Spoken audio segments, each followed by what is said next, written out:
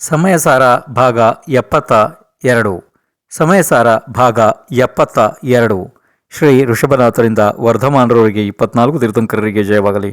ನನ್ನ ಸಮಸ್ತ ಗುರುಗಳಿಗೆ ಜಯವಾಗಲಿ. ಈಗ ನೀವು ಸಮಯಸಾರವನ್ನು ಭಾಗ 72ರಲ್ಲಿ ಕೇಳ್ತಾ ಇದ್ದೀರಿ. 71 ಭಾಗಗಳು ಹಿಂದೆ ಮುಗಿದು ಹೋಗಿದ್ದಾವೆ. ಅದನ್ನ ಕೇಳ್ಕೊಬರ್ರಿ. ನೇರವಾಗಿ ಇದನ್ನು ಕೇಳೋದ್ರಿಂದ ಏನೂ ಗೊತ್ತಾಗೋದಿಲ್ಲ. ಪ್ರಶ್ನೆ 957. ಗಾಥಾ ಸಂಖ್ಯೆ 280ರ ಟೀಕೆಯು ಏನು ಇದೆ?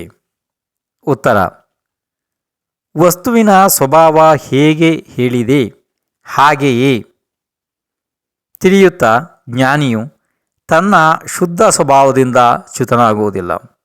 ಅದರಿಂದ ರಾಗ, ದ್ವೇಷ, ಮೋಹ ಆದಿ ಭಾವಗಳಿಂದ ತಾನೇ ಸ್ವತಃ ಪರಿಣಮಿಸುವುದಿಲ್ಲ ಮತ್ತು ಬೇರೆಯವರಿಂದ ಪರಿಣಮಿಸಲ್ಪಡುವುದಿಲ್ಲ.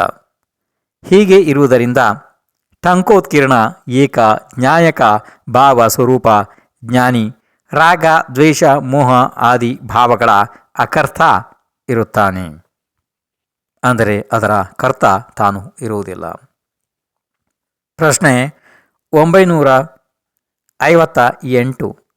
ಜ್ಞಾನಿಯೂ ಕೂಡ ರಾಗಾದಿ ರೂಪದಿಂದ ಪರಿಣಮಿಸುವುದು ಕಂಡುಬರುತ್ತದೆ ಅಲ್ಲವೇ? ಉತ್ತರ: ಯಾವ ವೇಳೆಯಲ್ಲಿ ಜ್ಞಾನಿ ಆದನು ಆಗ ವಸ್ತು ಸ್ವಭಾವವನ್ನು ತಿಳಿಯುತ್ತಾನೆ. ಆತ್ಮ ಸ್ವತಃ ಶುದ್ಧನಿದ್ದಾನೆ. ದ್ರವ್ಯ ದೃಷ್ಟಿಯಿಂದ ಅಪರಿಣಮನ ಸ್ವರೂಪಿ ಇದ್ದಾನೆ. ಪರ್ಯಾಯ ದೃಷ್ಟಿಯಿಂದ ಪರದ್ರವ್ಯದ ನಿಮಿತ್ತದಿಂದ ರಾಗರೂಪ ಪರಿಣಮಿಸುತ್ತಾನೆ. ಈಗ ಸ್ವತಃ ಜ್ಞಾನಿ ಆಗಿ ಆ ಭಾವಗಳ ಕರ್ತ ತಾನು ಆಗುವುದಿಲ್ಲ.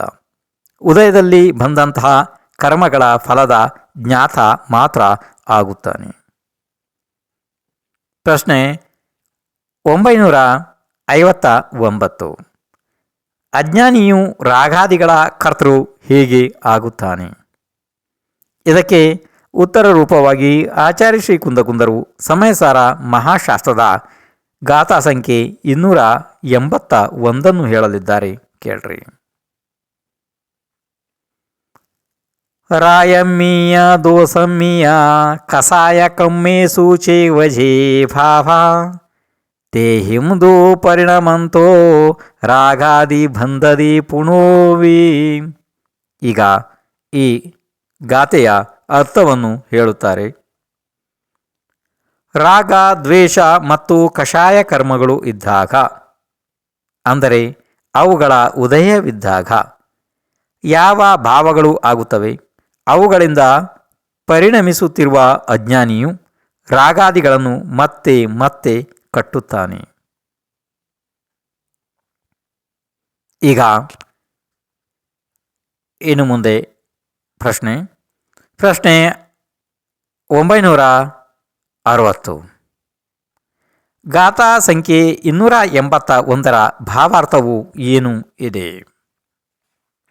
ಉತ್ತರ: ಅಜ್ಞಾನಿಯು ವಸ್ತು ಸ್ವಭಾವವನ್ನಂತೂ ಯಥಾರ್ಥವಾಗಿ ತಿಳಿದುಕೊಳ್ಳುವುದಿಲ್ಲ ಮತ್ತು ಕರ್ಮೋದಯದಿಂದ ಯಾವ ಭಾವಗಳು ಆಗುತ್ತವೆ ಅವನ್ನು ತನ್ನವು ಎಂದು ತಿಳಿದುಕೊಂಡು ಪರಿಣಮಿಸುತ್ತಾನೆ.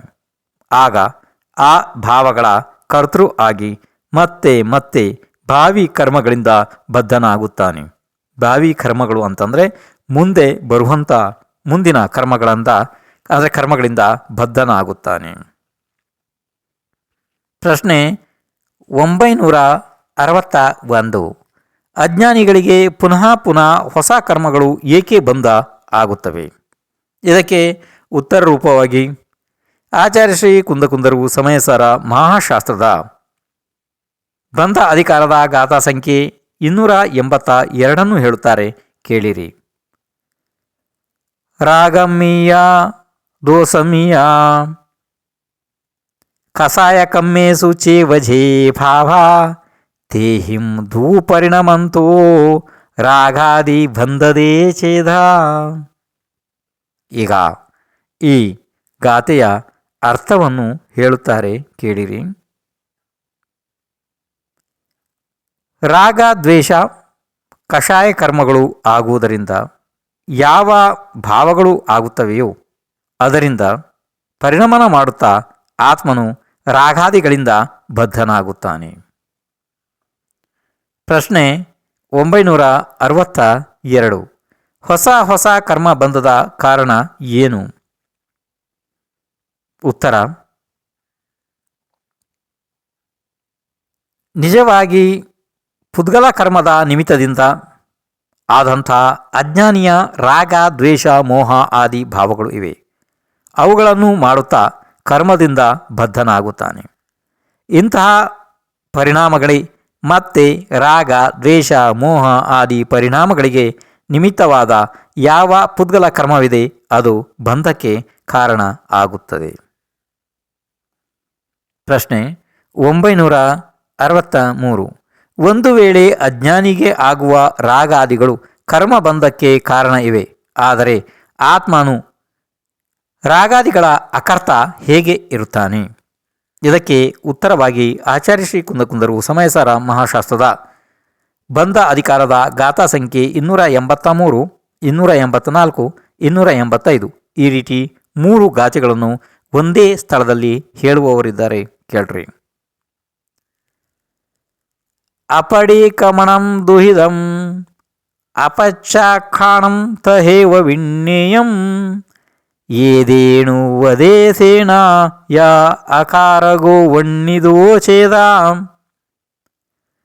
ಅಪ್ಪಡಿಕಮಣಂ ದುಹಿಂ ದವ್ಯೇ ಭಾವೇತಃ ಅಪಚ್ಛಾ ಖಾಣಂ ಫಿ ಏದೇಣ ವದೇಸೇಣ ಯಾ ಅಕಾರಗೋ ವಣ್ಣಿದೋ ಛೇದಾಂ ಜಾವಂ ಅಪ್ಪಡಿಕಮಣಂ ಅಪಚ್ಛಾಣಂ ಚ ದವ್ವಭಾವಾಣಂ ಕುವಧಿ ಆದಾತಾವಂ ಕತ್ತಾಸೋ ಹೋದಿನಾದವೋ.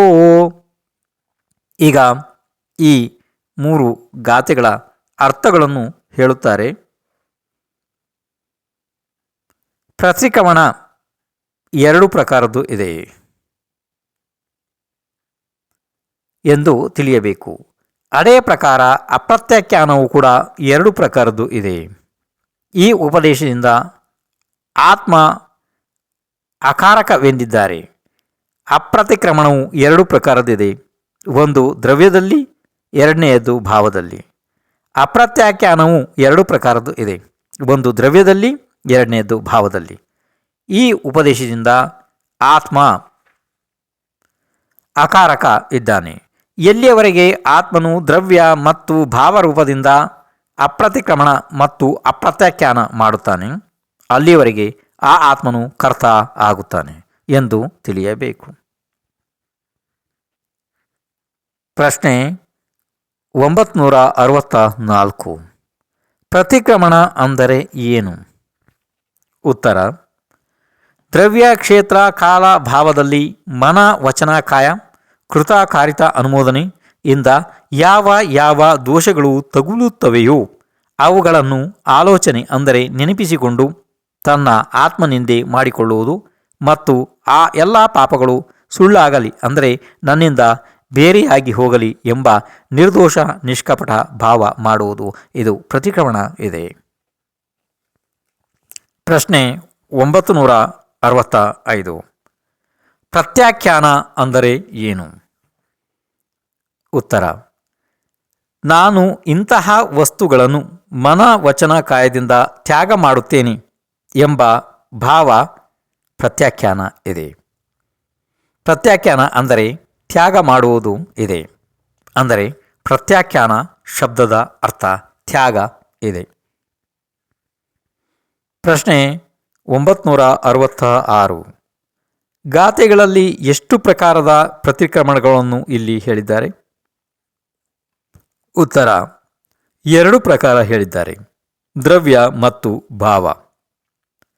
ಇದು ಶುದ್ಧನಯದ ಪ್ರಧಾನತೆಯಿಂದ ಹೇಳಿದ್ದು ಇದೆ.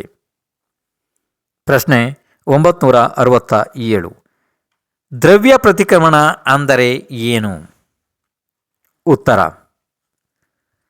ಕಳೆದು ಹೋದ ಕಾಲದಲ್ಲಿ ಯಾವ ಪರದ್ರವ್ಯದ ಗ್ರಹಣ ಮಾಡಿದೆ ಅದನ್ನು ಚೆನ್ನಾಗಿ ತಿಳಿದು ಆ ಸಂಸ್ಕಾರವು ಹಾಗೆಯೇ ಉಳಿಯುವುದು, ಅವುಗಳ ಬಗ್ಗೆ ಮಮತ್ವ ಇರುವುದು ದ್ರವ್ಯ ಅಪ್ರತಿಕ್ರಮಣ ಇದೆ. ಇಲ್ಲಿ ನಿಮಗೆ ಪ್ರಶ್ನೆಯನ್ನು ಇನ್ನೊಂದು ಸಲ ಕೇಳ್ರಿ. ಇದು ದ್ರವ್ಯ ಅಪ್ರತಿಕ್ರಮಣ ಬೇಕು, ಪ್ರತಿಕ್ರಮಣ ಅಲ್ಲ, ದ್ರವ್ಯ ಅಪ್ರತಿಕ್ರಮಣ. ಇನ್ನು ಮುಂದೆ ಪ್ರಶ್ನೆ 968. ಭಾವ ಅಪ್ರತಿಕ್ರಮಣ ಅಂದರೆ ಏನು? ಉತ್ತರ: ಪರದ್ರವ್ಯದ ಗ್ರಹಣದ ನಿಮಿತ್ತದಿಂದ ಆಗುವ ರಾಗಾದಿ ಭಾವಗಳನ್ನು ಒಳ್ಳೆಯದು ಎಂದು ತಿಳಿಯುವುದು, ಅದರ ಮೇಲೆ ಮಮತ್ವದ ಸಂಸ್ಕಾರಗಳು ಉಳಿಯುವುದಕ್ಕೆ ಭಾವ ಅಪ್ರತಿಕ್ರಮಣ ಎನ್ನುತ್ತಾರೆ. ಪ್ರಶ್ನೆ 969. ದ್ರವ್ಯ ಅಪ್ರತ್ಯಾಖ್ಯಾನ ಅಂದರೆ ಏನು? ಉತ್ತರ: ಮುಂಬರುವ ಕಾಲದಲ್ಲಿ ಆಗುವ ಪರದ್ರವ್ಯದ ಇಚ್ಛೆಯಿಂದ ಮಮತ್ವ ಇರುವುದು ದ್ರವ್ಯ ಅಪ್ರತ್ಯಾಖ್ಯಾನ ಇದೆ. ಪ್ರಶ್ನೆ 970. ಭಾವ ಅಪ್ರತ್ಯಾಖ್ಯಾನ ಅಂದರೆ ಏನು? ಉತ್ತರ: ಮುಂಬರುವ ಕಾಲದಲ್ಲಿ ಆಗುವ ಪರದ್ರವ್ಯಗಳ ವಿಷಯದಲ್ಲಿ ಆಗುವ ರಾಗಾದಿ ಭಾವಗಳ ಇಚ್ಛೆ ಅಂದರೆ ಮಮತ್ವ ಇಡುವುದು ಭಾವ ಅಪ್ರತ್ಯಾಖ್ಯಾನ ಇದೆ. ಪ್ರಶ್ನೆ 971. ಹಿಂದೆ ಹೇಳಿದ ಒಟ್ಟು ವಿಷಯಗಳು ಎಷ್ಟು ಇವೆ? ಉತ್ತರ: ದ್ರವ್ಯ ಅಪ್ರತಿಕ್ರಮಣ, ಭಾವ ಅಪ್ರತಿಕ್ರಮಣ, ದ್ರವ್ಯ ಅಪ್ರತ್ಯಾಖ್ಯಾನ, ಭಾವ ಅಪ್ರತ್ಯಾಖ್ಯಾನ, ಹೀಗೆ 4 ವಸ್ತುಗಳು ಇವೆ. ಪ್ರಶ್ನೆ 972. ಇಲ್ಲಿ ನಿಮಿತ್ತ ಮತ್ತು ನೈಮಿತ್ತಿಕ ಏನು ಇದೆ? ಉತ್ತರ: ಪರದ್ರವ್ಯಗಳು ನಿಮಿತ್ತ ಇವೆ ಮತ್ತು ರಾಗಾದಿಕಗಳು ನೈಮಿತ್ತಿಕ ಇವೆ. ಪ್ರಶ್ನೆ 973. ಎಲ್ಲಿಯವರೆಗೆ ರಾಗಾದಿ ಭಾವಗಳ ಕರ್ತ ಇದ್ದಾನೆ? ಉತ್ತರ: ಎಲ್ಲಿಯವರೆಗೆ ರಾಗಾದಿ ಭಾವಗಳ ಅಪ್ರತಿಕ್ರಮಣ ಮತ್ತು ಅಪ್ರತ್ಯಾಖ್ಯಾನ ಇದೆ ಅಲ್ಲಿಯವರೆಗೆ ರಾಗಾದಿ ಭಾವಗಳ ಕರ್ತ ಇದ್ದಾನೆ ಜೀವ. ಪ್ರಶ್ನೆ 974. ಯಾವಾಗ ರಾಗಾದಿ ಭಾವಗಳ ಪ್ರತಿಕ್ರಮಣ ಮತ್ತು ಪ್ರತ್ಯಾಖ್ಯಾನ ಆಗುತ್ತದೆ? ಅಂದರೆ ಪ್ರಶ್ನೆ ಇನ್ನೊಂದ್ಸಲ ಕೇಳ್ರಿ. ಪ್ರಶ್ನೆ 974. ಯಾವಾಗ ರಾಗಾದಿ ಭಾವಗಳ ಪ್ರತಿಕ್ರಮಣ ಮತ್ತು ಪ್ರತ್ಯಾಖ್ಯಾನ ಆಗುತ್ತದೆ? ಉತ್ತರ: ಯಾವ ಸಮಯದಲ್ಲಿ ನಿಮಿತ್ತಭೂತ ಪರದ್ರವ್ಯದ ಪ್ರತಿಕ್ರಮಣ ಮತ್ತು ಪ್ರತ್ಯಾಖ್ಯಾನ ಮಾಡುತ್ತಾನೆ ಅದೇ ಸಮಯದಲ್ಲಿ ನೈಮಿತ್ತಿಕ ರಾಗಾದಿ ಭಾವಗಳ ಪ್ರತಿಕ್ರಮಣ ಮತ್ತು ಪ್ರತ್ಯಾಖ್ಯಾನ ಆಗುತ್ತದೆ. ಪ್ರಶ್ನೆ 975. ಯಾವಾಗ ಅಕರ್ತ ಆಗುತ್ತಾನೆ? ಉತ್ತರ: ಯಾವ ಸಮಯದಲ್ಲಿ ರಾಗ ಆದಿ ಭಾವಗಳ ಪ್ರತಿಕ್ರಮಣ ಮತ್ತು ಪ್ರತ್ಯಾಖ್ಯಾನ ಆಗುತ್ತದೆ ಅದೇ ಸಮಯದಲ್ಲಿ ಸಾಕ್ಷಾತ್ ಅಕರ್ತ ಆಗುತ್ತಾನೆ. ಹೀಗೆ ಆತ್ಮನು ಸ್ವಯಂ ತಾನೇ ರಾಗಾದಿ ಭಾವಗಳ ಅಕರ್ತ ಇದ್ದಾನೆ. ಪ್ರಶ್ನೆ 976. ದ್ರವ್ಯ ಮತ್ತು ಭಾವದ ನಿಮಿತ್ತ ನೈಮಿತ್ತಿಕದ ಉದಾಹರಣೆ ಇದೆಯೇ? ಇದು ನಿಮಗೆ ಪ್ರಶ್ನೆ ಅರ್ಥ ಆಯಿತು. ಪ್ರಶ್ನೆಯನ್ನು ಇನ್ನೊಂದ್ಸಲ ಕೇಳ್ರಿ. ಪ್ರಶ್ನೆ 976. ದ್ರವ್ಯ ಮತ್ತು ಭಾವದ ನಿಮಿತ್ತ ನೈಮಿತ್ತಿಕದ ಉದಾಹರಣೆ ಇದೆಯೇ? ಇದಕ್ಕೆ ಉತ್ತರವಾಗಿ ಆಚಾರ್ಯ ಶ್ರೀ ಕುಂದಕುಂದರು ಸಮಯಸಾರ ಮಹಾಶಾಸ್ತ್ರದ ಬಂಧ ಅಧಿಕಾರದ ಗಾಥಾ ಸಂಖ್ಯೆ 286 ಮತ್ತು 287 ಈ ಎರಡನ್ನು ಒಂದೇ ಸ್ಥಳದಲ್ಲಿ ಹೇಳುತ್ತಾರೆ, ಕೇಳಿರಿ. ಆದ ಕಮ್ಮಾದಿಯ ಪೊಗ್ಗಲದವ್ವ ಸಜೆ ಇಮೇ ದೋಸ ಕಹಾತೆ ಕುವದಿ ನಾಣಿ ಪರಾಧವ್ವ ಗುಣ ದೂಜೆ ನಿಚ್ಚಂ ಆದ ಕಮ್ಮಂ ಉದ್ದೇಶಿಯಂ ಚಾಪೊಗ್ಗಲಮಯಂ ಇಮಂ ದವ್ವಂ ಕಹಾತಂ ಮಮ ಹೋದೆ ಕಯಂ ಜಂ ನಿಚ್ಚ ಮಚೇಧಣ ಉತ್ತಮ್. ಈಗ ಈ ಎರಡು ಗಾಥೆಗಳ ಅರ್ಥಗಳನ್ನು ಹೇಳುತ್ತಾರೆ, ಕೇಳಿರಿ. ದ್ರವ್ಯ ಇರಲಿ, ಇಲ್ಲಿ ಏನು ಗೊತ್ತಾ, ದ್ರವ್ಯ ಮತ್ತು ಭಾವದ ನಿಮಿತ್ತ ನೈಮಿತ್ತಿಕ ಉದಾಹರಣೆ ಅರ್ಥ ಆಯಿತು. ಈಗ ಪ್ರಾರಂಭ. ಅಧಾ ಕರ್ಮ ಮೊದಲಾದ ಯಾವ ಈ ಪುದ್ಗಲ ದ್ರವ್ಯದ ದೋಷಗಳು ಇವೆ, ಅವುಗಳನ್ನು ಜ್ಞಾನಿ ಆತ್ಮನು ಹೇಗೆ ಮಾಡುವ ಸಾಧ್ಯತೆ ಇದೆ?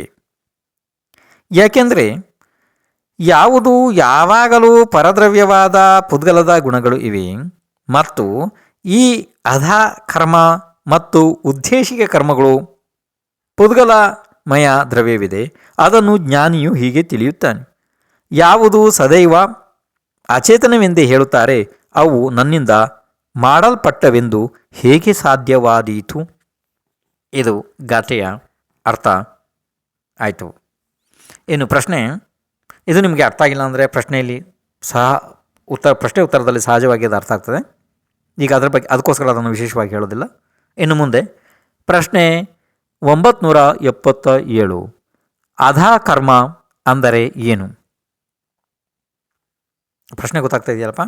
ಅಧಾ ಕರ್ಮ ಅಂದರೆ ಏನು?